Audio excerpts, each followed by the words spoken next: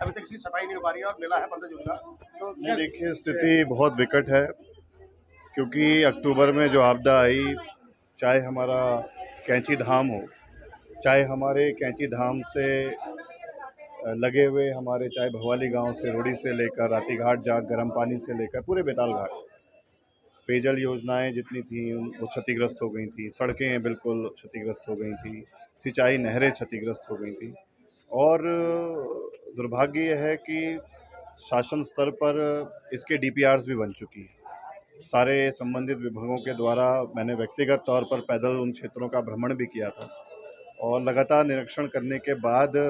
हमने उनकी कार्य योजना के लिए जो पैसे की आवश्यकता थी वो शासन पे प्रस्ताव भेजा था। और हमने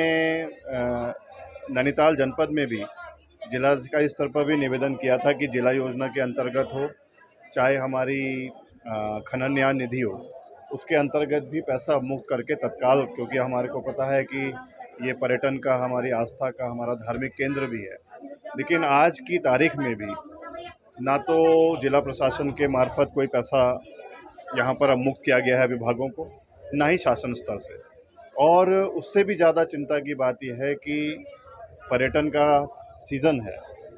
और जिस तरीके से हम देख रहे हैं पूरे विश्व से हमारे लोग यहाँ पर आ रहे हैं, और जिस तरीके से हम देख रहे हैं जाम की स्थिति है, पेयजल की स्थिति है, सड़कों पे जगह जगह पर जो मलबा था वो आज तक साफ़ नहीं हो पाया। उससे ना सिर्फ स्थानीय लोगों को ही परेशानी को झेलना पड़ रहा है, जितने पर्यटक आ रहे हैं उनको भी, और उससे भी ज़्यादा जो हमारी सबसे बड़ी बात है कि उत्तराखंड का जब दूसरे राज्यों से पर्यटक हमारे प्रदेश में आते हैं, कैंची धाम के दर्शन करने आते हैं, तो वो एक अच्छी छवि लेकर नहीं जाते हैं। उसके बाद उनके मन में इस तरीके का एक वातावरण उत्तराखंड के प्रति बनता है, क्योंकि ये पर्यटन का केंद्र भी है, लोगों की आर्थिक आय का भी प्रमुख स्रोत भी है।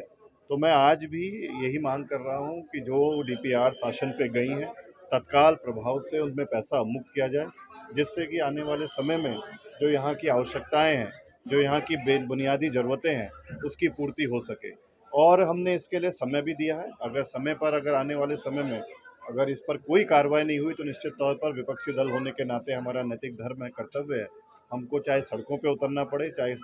हमको कमिश्नरी से लेकर जिला स्तर पर घेराव भी करना पड़े, हम वो करेंगे। हमारी आज भी यही मांग है कि तत्काल प्रभाव से यहाँ की बुनियादी आवश्यकताओं के जो डीपीआर शासन में गई है,